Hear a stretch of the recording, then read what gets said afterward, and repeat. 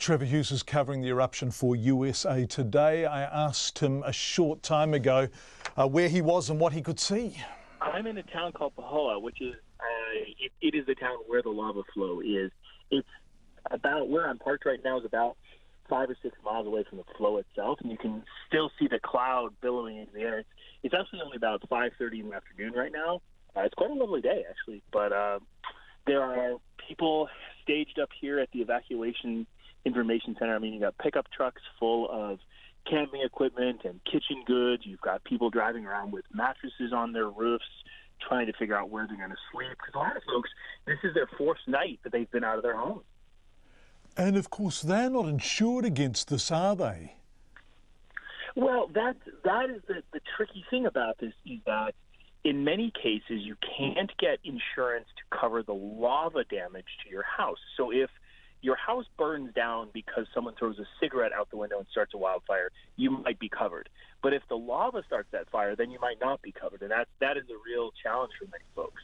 Yeah, terrifying. So they run the risk of losing everything. How many people have been evacuated now, Trevor? How many homes?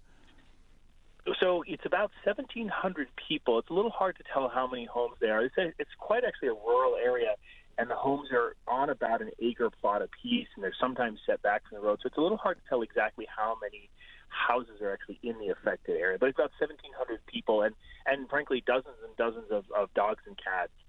Yeah, I bet. So the lava's still coming out. It's not showing any sign of drying up, for want of a more scientific term. Well, yes, that is sort of generally what's happened.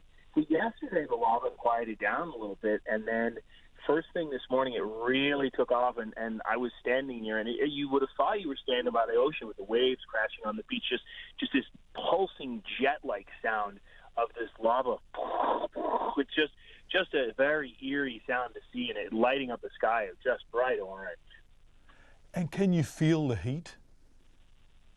Oh, goodness, yes. This is the lava as it's flowing across people's yards or across the road. You can walk right up to it because it's moving quite slowly. It's not flowing like a flood. It's sort of molasses-like. But it is boiling hot. Boy, you can't stand there for more than a few seconds before it's just too hot. And if you're taking photos with your phone, for instance, your phone might overheat very easily because it's so darn hot. Trevor, what's going to happen to this community? Is this sustainable? Will people be able to return in a long-term sense if this is going to keep happening? Well, that is a question that I probably can't answer for you. I will tell you, though, that there are plenty of neighborhoods on this island where this has happened before, and people have moved back to them. In some cases, literally hacking out the lava rock down to a level where they can get back to their own space. But there are many neighborhoods that have had this flow come through, and sometimes those building plots are abandoned, and sometimes folks choose to rebuild.